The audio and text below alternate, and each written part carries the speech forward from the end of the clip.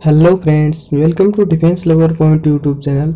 आज हम इस क्लास में नेवी एयरफोर्स और एनडीए के लिए बैच स्टार्ट करते हैं। मतलब आपको रोज़ शाम की 4 बजे क्लास मिलती है मैथ की स्पेशल, जो AASSR और एक्स ग्रुप के लिए, ठीक है, और एनडीए के लिए। तो आज उसका हम सेकंड पार्ट करने वाले। पहले पार्ट में हमने कुछ बेसिक बातें देखी थी, इंट्रोडक्शन देखे, कितने क्वेश्चन आते हैं और कौन कौन से सिलेबस होते हैं, तो वो हमने पहले देख लिया है। आज हम इसके बारे में बेसिक करेंगे और कल हम इसके टॉपिक पे स्टार्ट कर देंगे, ठीक है।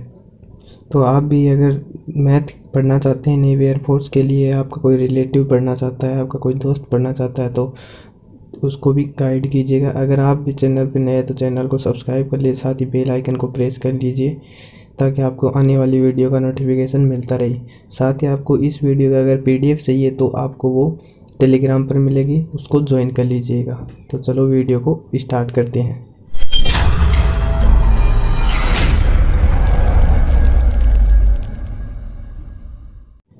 तो सबसे पहले आज बेसिक है। बेसिक में क्या है, सबसे पहले हमारा मैथ की सबसे छोटी इकाई क्या होती है, अंक होती है। तो अंक कौन कौन से होते हैं? अंक होते हैं 0 से लेकर 9 तक ओनली, ठीक है। तो ये अंक होते हैं। अंकों से क्या बनती है? संख्याएं। तो संख्याएं कौन कौन सी हो सकती हैं? कुछ भी, मतलब संख्या जैसे 10, 190, 120, 590, 640, ये सब क्या होती हैं? संख्याएं होती हैं। फिर संख्याओं के प्रकार आ जाते हैं। प्रकार कौन कौन से होते हैं? तो देखो, सबसे पहले होते हैं प्राकृत संख्या, नेचुरल नंबर। तो नेचुरल नंबर में कौन कौन से नंबर होते हैं? जिसमें होते हैं 1 से लेके इन्फिनिटी तक। मतलब 1 से आगे जितने भी संख्या आएंगी वो नेचुरल नंबर होंगे, मतलब प्राकृत संख्याएं होंगी। इसको n से डिनोट किया जाता है, ठीक है।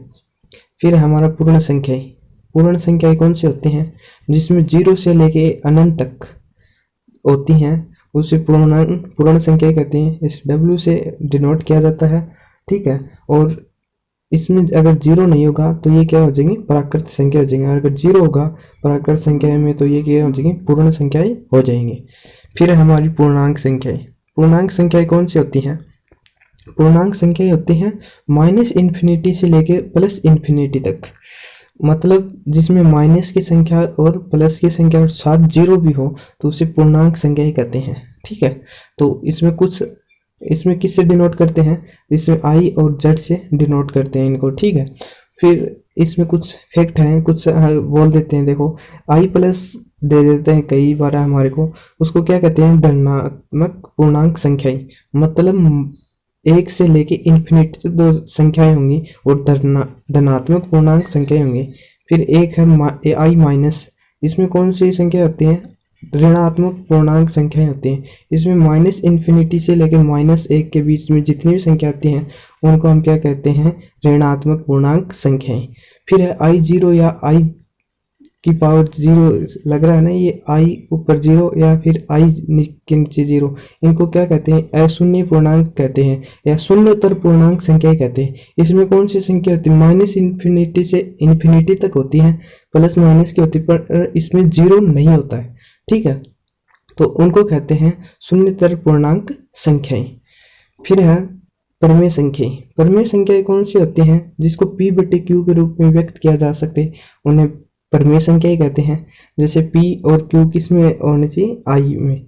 मतलब पूर्ण संख्याएं में, पूर्णांक संख्याओं में होने चाहिए। मतलब I का मान -इन्फिनिटी से लेके इन्फिनिटी तक हो सकता है, पर Q का मान है ना, वो 0 नहीं होना चाहिए। Q का मान 0 नहीं होना चाहिए, ठीक है। जैसे एग्जांपल है 2/5 -7/11 -2 22/7 √5। इसको एक तरीके से और भी बोला जाता है, ऐसी दशमलव संख्या जिसमें दशमलव के बाद अंकों की पुनरावृत्ति होती है, उसे क्या कहते हैं? परमेय संख्या कहते हैं। जैसे एग्जांपल 0.333, इसी प्रकार 0.12525, इसी प्रकार जो 25 रिपीट होगा तो ये कौन सी संख्याएं होंगी? परमेय संख्याएं होंगी। फिर है हमारी अपरमेय संख्या। तो अपरमेय संख्या कौन सी होती हैं? इसको जो परमेय संख्या है उनको Q से डिनोट करते हैं और अपरमेय संख्या को Q की पावर C मतलब QC से डिनोट करते हैं। जिनको P/Q के रूप में नहीं लिखा जा सकता उसे क्या कहते हैं? अपरमेय संख्याएं कहते हैं, ठीक है। जैसे रूट की संख्याएं, जैसे √2 है, √5 है, 3√30 है, पाई है। ठीक है, पाई क्या है, अपरिमेय संख्या है, लेकिन 22/7 एक परिमेय संख्या है। ये इसलिए अलग लिखा गया है क्योंकि 22/7 एक परिमेय संख्या है, जबकि पाई है वो अपरिमेय संख्या है, क्योंकि इसको पाई p/q के रूप में हम लिख नहीं सकते। फिर हमारी वास्तविक संख्याएं, रियल नंबर्स, तो ये कौन से होते हैं, ये होते हैं हमारे अपरिमेय तथा परिमेय संख्याओं का योग ही मिलकर जो बनती हैं, उन्हें क्या कहते हैं, वास्तविक संख्याएं। मतलब इसमें कहाँ से कहाँ तक, -∞ से ∞ तक। तो आप कहेंगे ये तो पूर्णांक में भी होता था। पूर्णांक में क्या होता था कि 1 2 3 4 5 6 या -1 2 -3 -4 इस प्रकार होती थी। इसमें अंडर रूट की संख्या भी हो सकती है, बीच में बटे की संख्या भी हो सकती है, तो ये सब उत्स हो सकती हैं, तो इसे कहते हैं वास्तविक संख्याएं। इसे कैसे लिख सकते हैं, Q यूनियन QC, मतलब परिमेय और अपरिमेय संख्याओं को संयुक्त रूप से क्या कहते हैं, वास्तविक संख्याएं कहते हैं। फिर हमारे को कुछ ऐसा चिन्ह दे दिए जाते हैं, देखो इनको कैसे कहते हैं, तो R-, इनको क्या कहते हैं, ऋणात्मक वास्तविक संख्या, या ऋणात्मक वास्तविक संख्या को कैसे लिख सकते हैं, R की डैश, मतलब R- ऊपर माइनस लगा के तो हम लिख सकते हैं ऋणात्मक संख्याएं। कहाँ से होते हैं, -∞ से लेके 0 तक। ठीक है, फिर है R+, जो ऊपर प्लस है, ये क्या होती है, धनात्मक वास्तविक संख्या होते हैं, ये 0 से लेके ∞ तक होती हैं। ठीक है, फिर R0, ये क्या होती हैं, अशून्य या शून्यतर वास्तविक संख्याएं। R में से 0 नहीं, मतलब R की वो सभी संख्याएं जिसमें 0 शामिल नहीं है, मतलब 0 का हटाने के बाद जो संख्या बचती हैं वो क्या कहते हैं, अशून्य या शून्यतर वास्तविक संख्याएं कहते हैं। ठीक है, फिर है हमारा काल्पनिक या अवास्तविक संख्याएं या इमेजिनरी नंबर्स। तो वो कौन सी होती है, जो अंडर रूट के अंदर माइनस का चिन्ह आ जाए ना, वो क्या होते हैं, काल्पनिक संख्याएं होती हैं, मतलब वो आइडिया की संख्याएं हो जाएंगी, तो वो क्या आएंगी, काल्पनिक संख्याएं कहलाएंगी। मतलब इसका पूरा मान नहीं निकलेगा, तो ये सब आइटा में आएंगे। ठीक है, तो आइटा में आने के कारण ये सब कौन सी संख्याएं हो जाएंगी, काल्पनिक या अवास्तविक संख्याएं हो जाएंगी।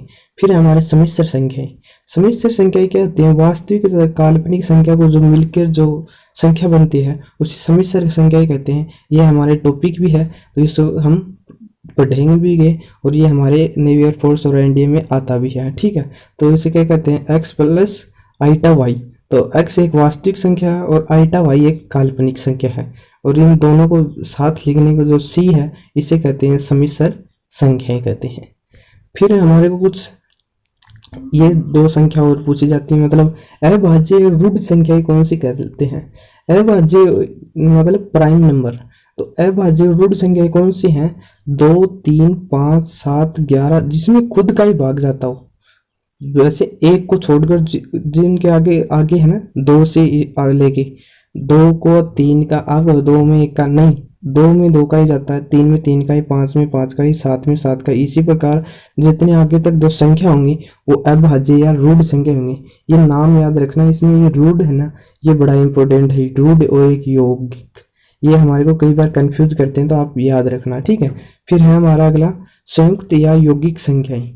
ठीक है, संयुक्त या यौगिक संख्याएं कौन सी होती हैं, जिसमें भाग जाता हो और संख्याओं का, वो कहाँ से स्टार्ट होंगी, 4 से। याद रखना, 4 से जो संख्या स्टार्ट होंगी, 4 6 8 10 12 14 16 18 20, इस प्रकार अनंत तक, तो वो संख्याएं कौन सी होंगी, संयुक्त संख्याएं या यौगिक संख्याएं कहलाएंगी। ठीक है, तो ये कुछ संख्याओं के बारे में था, वो सब हमने देख लिया है। ठीक है, इसके बाद में हम देखने वाले हैं अंकगणित की मूल प्रक्रियाएं, मतलब जो हमारे को लगभग सभी को पता है, जैसे जोड़ना है, घटाना है, गुणा करना है, भाग करना है, तो ये सब कहते हैं मूल प्रक्रियाएं होती हैं। तो ये आप सभी लोग जानते ही हैं, नहीं जानते तो ऐसा हो नहीं सकता कि आपने 12वीं भी की है, इतने आपने पढ़ा भी है, तो तैयारी कर रहे हैं, तो ये सब जानते हैं। ये एक स्ट्रक्चर है, ये देख लेना भाग का। तो क्या होता है, भाज्य बराबर भाजक गुणा भागफल प्लस शेषफल। तो इसमें भाज्य भाजक कौन कौन से होते हैं, जो भाग के बाहर होता है वो भाजक होता है, अंदर होता है वो भाज्य होता है, ये भागफल होता है, जो नीचे बचता है वो क्या होता है, शेषफल। ये थोड़ा सूत्र इम्पोर्टेंट है, तो आप इसको याद रख ले, कई बार अपनी याद नहीं रहता, भाज्य भाजक में थोड़ा कंफ्यूज हो जाते हैं, तो एक बार ये आप देख लेंगे। ये भाजक है, ये भाज्य है, ये भागफल है, नीचे वो शेषफल है, ठीक है। फिर है अगला लिया है हमारे को कुछ ऐसी संख्याएं जो हम बहुत कम जानते हैं, कई बार इनमें कंफ्यूज हो जाते हैं, तो आप इनको देख लो अच्छी तरह से। तो देखो 0 बटे इन्फिनिटी या इन्फिनिटी बटे इन्फिनिटी या 0 गुणा इन्फिनिटी या इन्फिनिटी माइनस इन्फिनिटी या 0 की पावर 0 या इन्फिनिटी की पावर 0 या 1 की पावर इन्फिनिटी, ये संख्याओं का कोई मान नहीं होता है, ठीक है। जो ये सब संख्या है ये इनका कोई भी मान नहीं होता है, ये क्या है, एक अनिर्धारित रूप है, ठीक है। आप देख लें क्या संख्या है, 1 2 3 4 5 6 7, जो ये जो 7 संख्याएं हैं ये अनिर्धारित रूप है, ठीक है। फिर है कुछ संख्याएं जैसे इन्फिनिटी प्लस इन्फिनिटी क्या होता है, इनको जोड़ सकते हैं, मतलब इन्फिनिटी माइनस इन्फिनिटी को घटा नहीं सकते, पर इन्फिनिटी प्लस इन्फिनिटी को हम जोड़ सकते हैं, तो क्या होगा इन्फिनिटी, इन्फिनिटी को इन्फिनिटी से गुणा करेंगे तो इन्फिनिटी आएगा।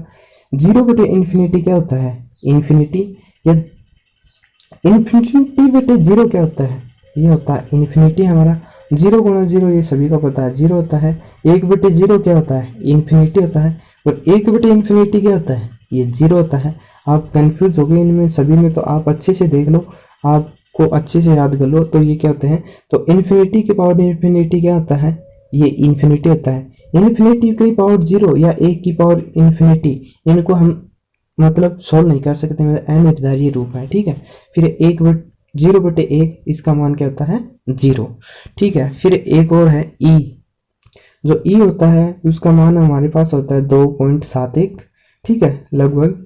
और फिर ई की पावर इन्फिनिटी का मान कितना होता है, इन्फिनिटी, या ई की पावर माइनस इन्फिनिटी का मान कितना होगा, तो 1 बटे ई की पावर इन्फिनिटी लिख सकते हैं हम, ई की पावर माइनस इन्फिनिटी को, और ई की पावर इन्फिनिटी क्या होता है, इन्फिनिटी, तो 1 बटे इन्फिनिटी कितना हो जाएगा, 0। तो ये कुछ मान थे जो मैंने आपको बता दिए हैं, ठीक है। फिर हमने कुछ सूत्र लिखे हैं जो बेसिक सूत्र हैं, जो हमारे को लाइफ टाइम काम में आते हैं, तो ये हैं जो मैथ पढ़ेंगे तो ये सूत्र तो हमारे को हमेशा ही काम में आएंगे। a प्लस बी का होल स्क्वायर का सूत्र, a का होल स्क्वायर प्लस b का whole square plus 2ab, a minus b का होल स्क्वायर का सूत्र a square plus B square minus 2ab।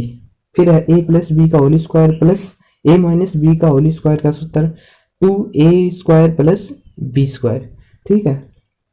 अगला a प्लस बी का whole square minus a minus b का होल स्क्वायर, इसको हम solve करेंगे, मतलब यही है जो है, इनको हम सोल्व करेंगे तो हमारे पास क्या बचेगा, 4ab। तो इसको शॉर्ट में याद रखने के लिए मैंने इसको लिखा है, जो ये दोनों सूत्र इनमें से ये सूत्र बने हैं, ठीक है। फिर है हमारा a plus b a square plus B square, तो इनको क्या लिख सकते हैं, a प्लस बी का होल स्क्वायर माइनस 2ab, या फिर a plus a square plus B square को क्या लिख सकते हैं, a माइनस बी का होल स्क्वायर प्लस 2ab हम लिख सकते हैं। फिर हमारा a प्लस बी इंटू में a माइनस बी, ये बड़ा इंपॉर्टेंट सूत्र है, मतलब लगभग हमारे काम में आते हैं, सभी इंपॉर्टेंट है पर लगभग हमारे सभी काम ये ज़्यादा काम में आता है। तो ये इनका होता है a square minus b square. एक बार फिर दे ले, a प्लस बी इंटू में a माइनस बी, तो ये होता है हमारा a square minus b square. फिर हमारा a प्लस बी की पावर 3 की क्यूब, a प्लस बी की क्यूब का सूत्र क्या होता है, a की क्यूब प्लस b की क्यूब प्लस 3ab इंटू में a प्लस बी, ठीक है। फिर a माइनस बी की क्यूब का सूत्र क्या होता है, a की पावर 3 माइनस b की पावर 3 माइनस 3ab इंटू में a माइनस बी, ठीक है। ये a माइनस बी की पावर 3 का सूत्र होता है। फिर हमारा a की पावर 3 प्लस b की पावर 3 का सूत्र क्या होता है, a प्लस बी इंटू में a square minus a b plus b का b स्क्वायर, ये हमारा a की पावर 3 प्लस b की पावर 3 का सूत्र होता है। फिर a की क्यूब माइनस b की क्यूब का सूत्र क्या होता है, a माइनस बी, ठीक है। और इस इंटू में a square plus a b plus B square, ये हमारा सूत्र होगा a की क्यूब माइनस b की क्यूब का सूत्र। फिर हमारे तीनों संख्याएं मतलब a प्लस बी प्लस सी का होल स्क्वायर का सूत्र पूछ लिया जाता है, तो क्या होगा, ये हमारे कई बार शॉर्ट में करने के लिए काम में आ जाता है। तो a square plus B square plus C square plus 2a plus B plus B plus C plus C plus A, ये हमारा ए प्लस बी प्लस सी का होल स्क्वायर का सूत्र हो गया। ठीक है, फिर हमने कुछ सिंबल हैं मैथ में हमारे को वो लिए हैं, तो वो देखते हैं। तो पहला सिंबल है हमारा जो तीन, ये जो आप देख रहे हैं स्क्रीन पर, तो इसका नाम होता है इसलिए। ये होता है अनुपात, जोड़ का जोड़ना, गुणा करना, इक्वल का बराबर, ये होता है बड़ा, और ये होता है बड़ा और बराबर, ये होता है चूंकि, ये होता है समानुपात, ये घटा, ये भाग, ये बराबर नहीं है, ये छोटा है और छोटा भी है और बराबर भी है। ठीक है, अगला है, ये होता है हमारा समरूप का चिन्ह, ये होता है मंझला कोष्टक, ये कोण का, ये समकोण का, ये वर्गमूल का, ये डिग्री का, ये त्रिभुज का, ये आयत का होता है, ये छोटा कोष्टक होता है, ये बड़ा कोष्टक होता है, ये न्यून कोण होता है, ये अधिक कोण का होता है, ये घनमूल का चिन्ह होता है, ये प्रतिशत का, ये चतुर्भुज का, और ये वर्ग का। ठीक है, फिर है कुछ और सिंबल हमारे, ये होता है हमारा समलंब चतुर्भुज का, ये समचतुर्भुज का, इनको एन को कहते हैं प्राकृत संख्याओं का समुच्चय, पूर्ण संख्याओं का समुच्चय। एस क्या होता है, त्रिभुज के अर्ध परिधि होता है। डी होता है व्यास। फिर है हमारा ये चिन्ह होता है समांतर चतुर्भुज का, ये हमारा होता है चक्रीय चतुर्भुज का, ये हमारा है क्यू है परिमेय संख्याओं का समुच्चय। आर वास्तविक संख्याओं का समुच्चय। ए एरिया, सी परिधि। ठीक है, फिर है और कुछ सिंबल है हमारे, आर है रेडियस त्रिज्या, ये हमारा व्यास का, ये हमारा त्रिज्या खंड का, ये हमारा अर्धखंड का, ये समांतर का, ये वर्त का, ये जीवा का, ये अर्ध परिमाप का, ये परिधि का, ये सर्वांग सम का, ये समरूप का। ठीक है, आगे कुछ और है, ये हमारा से निष्कर्ष निकलता है, जो ये चिन्ह लगाते हैं ये हमारा से निष्कर्ष निकलता है। ये उपसमुच्चय का, ये सिग्मा का, ये अल्फा का, ये गामा का, ये थीटा का। ठीक है, ये हमारे उप समुच्चय नहीं है, ये पाई है। पाई का मान 22/7 या 3.1416 मान होता है। ये बीटा का या डेल्टा का, ये निट्टा का, निट्टा बोलते हैं इसे हैं। और ये कुछ लास्ट में हमारे लेमंडा, न्यू, इटा और म्यू, ये सब हमारे कुछ सिंबल्स थे मैथ के, तो हम सब ने ये सब कुछ देखे हैं। ठीक है, अगर वीडियो अच्छी लगी हो तो लाइक कर दीजिएगा, और आपको लगा ये कुछ अच्छी वीडियो तो अपने दोस्तों के साथ शेयर करिएगा, और कैसी लगी उसका कमेंट भी करिएगा अपने कमेंट बॉक्स में। तो और आप अपने फ्रेंड को, उन सभी को गाइड कीजिएगा। नेवी एयरफोर्स जो एनडीए की तैयारी कर रहे हैं वो अपने चैनल पे हर रोज़ शाम 4 बजे आपको ये ऐसी क्लास रोज़ मिलेगी। ठीक है, धन्यवाद।